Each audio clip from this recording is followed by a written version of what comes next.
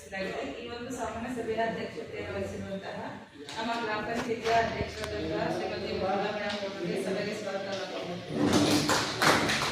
ಹಾಗೆ ನಮ್ಮ ಗ್ರಾಮ ಪಂಚಾಯತಿಯ ಉಪಾಧ್ಯಕ್ಷರಾದಂತಹ ಶ್ರೀಮತಿ ಮಾದೇಗೌಡರು ಆಗಮಿಸಿದ್ದಾರೆ, ಅವರು ಕೂಡ ಸಭೆಗೆ ಸ್ವಾಗತ.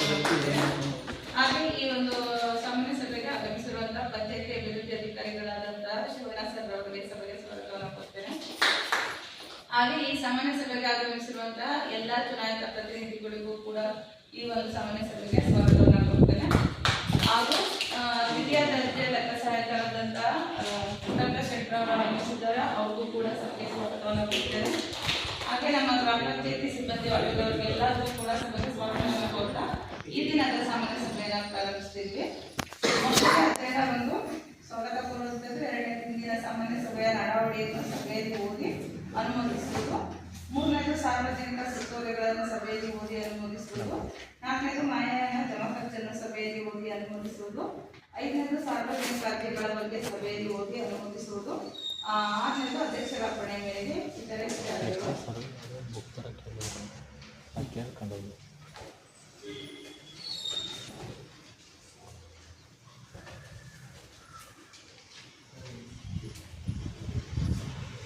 ಸಾಮಾನ್ಯ ಸಭೆಯ ನಡಾವಳಿಯನ್ನು ಓದುವುದು.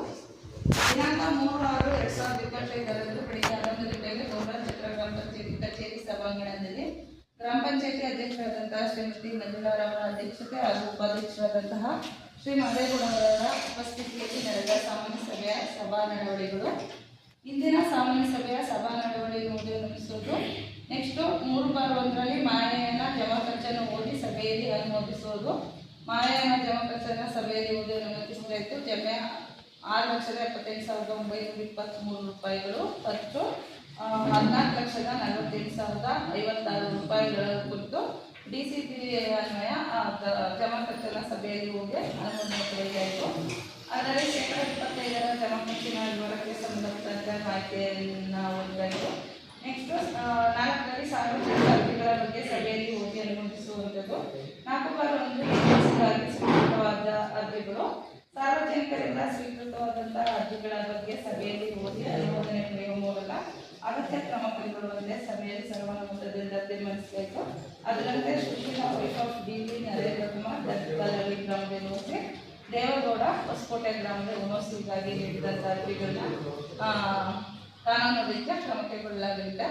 ಕಟ್ಟಡ ಲೈಸೆನ್ಸ್ ಬಂದು ಗೋಪಾಲಿ ಮತ್ತು ಪ್ರಿಯಾಂಕ ಅನ್ನೋದು ಗುಮ್ರಾ ಚಿತ್ರಗ್ರಾಮದ ಕಟ್ಟಡ ಲೈಸೆನ್ಸ್ ಬಂದಂಥ ಅರ್ಜಿಗೂ ಕೂಡ ಕ್ರಮವಹಿಸಲಾಗಿರುತ್ತೆ. 4/2ರಲ್ಲಿ ಗ್ರಾಮವಾರು 9, 11 ಮತ್ತು